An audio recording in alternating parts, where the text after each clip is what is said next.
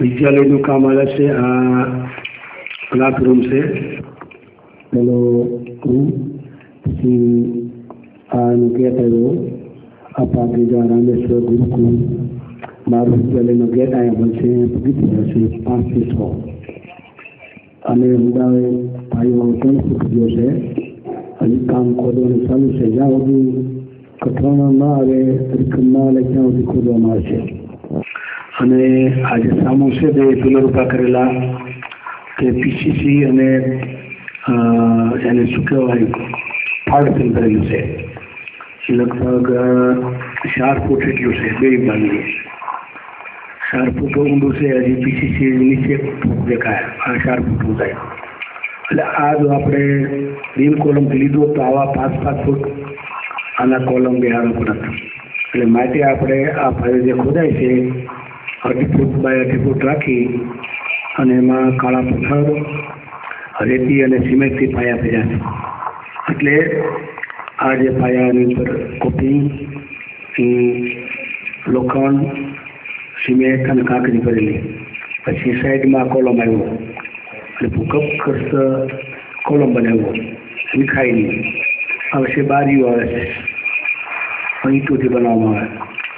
ઉપર જે છે કોપિંગ આવશે બાણાની ઉપર. લોખંડ, કાંકરી અને સિમેન્ટથી બનાવવામાં આવે.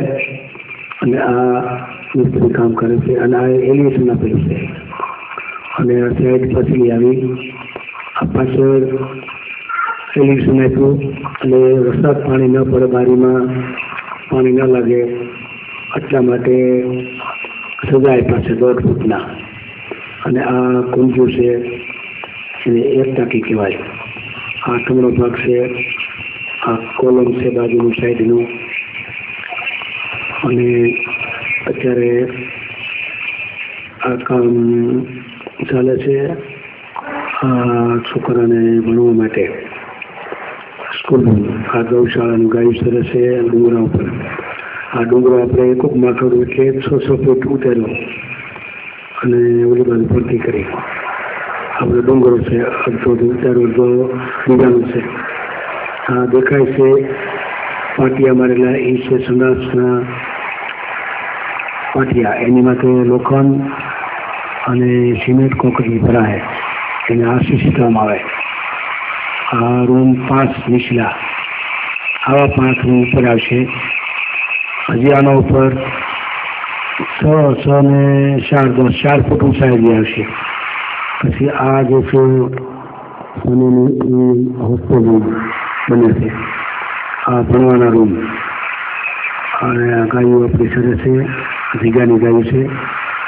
બધી આશરે 100 ઉપર ગાયું છે, 100-150. એ બધી જંગલમાં આપણી ધારમાં ચડે. હા, હોસ્ટેલ બાળકોને રહેવા માટે આ રૂમ એટલે 8 રૂમ બને છે. ઉપર 8 કુલ 16 રૂમ થાય. આ બાજુ 12 પડી છે. આ પથરા એનાથી લાવવાના પથ્થર છે. અને અત્યારે કોસ્ટિંગ ભરાઈ ગયું 1 ફૂટ 2 ફૂટ બીમ. એના ઉપર 4 થડ લેવાઈ છે પથ્થરના. 4 થી 5 એટલે 5 દેખાય ને. 12 દેખામાં આવ્યું છે. આ રૂમ 16 બને છે. બાળકો રે. આ સંડાસ બાથરૂમ આવશે એની ટાંકી દેખાય. અને સેફ્ટી ટાંકી એટલે સંડાસનું જે માણ એમાં જાય ફિલ્ટર થાય. અને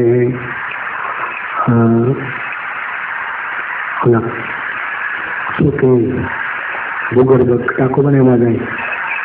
આ ઈટો એલિવેશનમાં તો ઈટો લાવ્યા. આટલું કામ પૂછ્યું છે અહીંયા. અને આ માણસો કામ કરે એ માટે સામાનું શિક્ષણ માટે, આ રહેવા માટે 8 રૂમ નીચે પાયા સપાઈ ગયા.